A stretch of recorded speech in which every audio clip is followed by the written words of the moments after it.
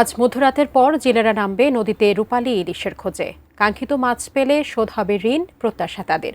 চাঁদপুর আনন্দবাজার এলাকা থেকে জেলেদের প্রস্তুতি নিয়ে বিস্তারিত জানাতে সরাসরি যুক্ত হচ্ছেন প্রতিনিধি বিল্লাল ঝালি। বিল্লাল ঝালি, যেহেতু জেলেরা আজ মধ্যরাতের পর থেকেই মাছ ধরবেন, সেক্ষেত্রে তাদের মধ্যে নিশ্চয়ই একটি আনন্দ বিরাজ করছে এবং প্রস্তুতি সম্পর্কে আমাদেরকে জানাবেন।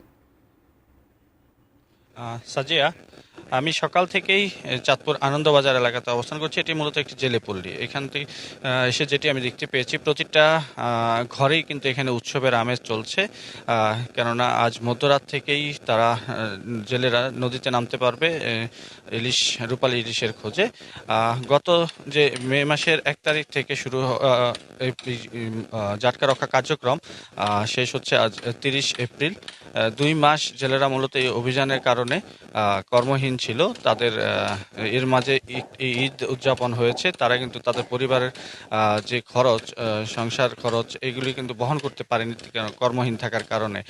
তাদের উৎসবের বিষয়টি হচ্ছে যে এখন তারা আবার তাদের নিজ কর্মে ফিরে যেতে পারছে এবং তাদের কাছে যদি রূপালী ইলিশ ধরা পড়ে, তাহলে তারা এই যে 2 মাস তাদের কর্মহীন ছিল, তাদের যে ঋণ নিয়েছে তারা চলার জন্য, সংসার খরচ মেটানোর জন্য। প্রাণ সসের মাখামাখি টেস্ট নুডলসকে করে তোলে আরো ইয়ামি, আরো জোস। প্রাণ সস, সসের বস। সেই ঋণগুলি তারা শোধ করে তাদের পরিবারের যে খরচ আছে তা পুনরায় বহন করতে পারবে। এই জন্যই তারা মূলত আনন্দে উচ্ছ্বাসিত। আমি জেলেদের সাথে কথা বলেছিলাম, তারা জানিয়েছেন তারা প্রত্যাশা করছেন এই অভিযান সফলভাবে বাস্তবায়নের পর তারা প্রত্যাশা করছেন যে নদীতে পর্যাপ্ত ইলিশ ধরা পড়বে, বিক্রি করে তাদের যে ঋণ আছে সেটি শোধ হবে। ইতিমধ্যে জেলেরা কিন্তু তাদের যেই মাছ ধরার সরঞ্জাম, নৌকা, জাল, এগুলি মেরামত করে কিন্তু প্রস্তুতি নিয়েছেন। অনেক জেলে কিন্তু নদীতে নৌকা ভাসিয়ে চেক করছেন, যাচাই করছেন যে কোনো ত্রুটি আছে কিনা শেষ মুহূর্তের প্রস্তুতি হিসেবে।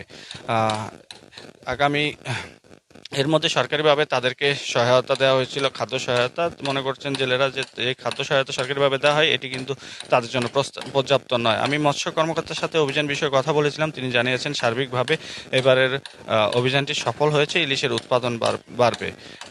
সব মিলিয়ে বলা যায় জেলেদের মধ্যে উৎসাহের একটা আমেজ আছে এবং কাল যখন তারা নদী থেকে ইলিশ নিয়ে ফিরবেন, তখনই আসলে এই উচ্ছ্বাসটা কতটুকু থাকে বলা যাবে। সাজিয়া।